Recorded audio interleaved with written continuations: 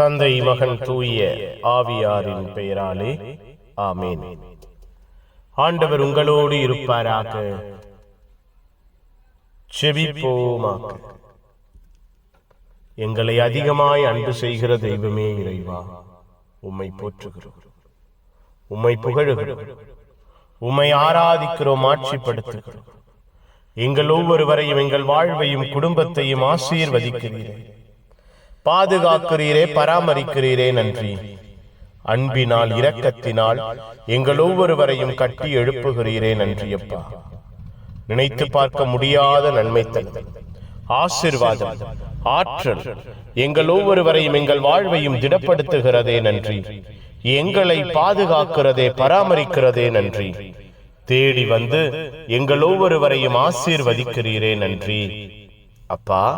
புதிய நாளிலே நீர் கொடுக்கிற புதிய அன்பிற்கு நன்றி, புதிய இரக்கத்திற்கு நன்றி, புதிய ஆசீர்வாதங்களுக்கு, புதிய நன்மைத்தனங்களுக்கு நன்றி.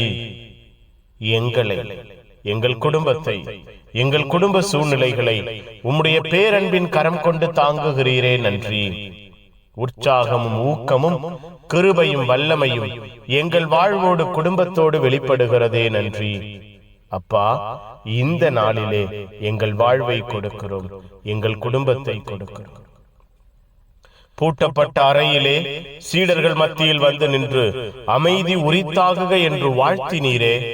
எங்களையும் எங்கள் குடும்பத்தையும் அதே அமைதியின் ஆசீர்வாதத்தில் நிரப்புவீராக, அதே அமைதியின் வல்லமையில் நிரப்புவீராக, அதே அமைதியின் இரக்கத்தில் எங்கள் வாழ்வை கட்டி எழுப்புவீராக.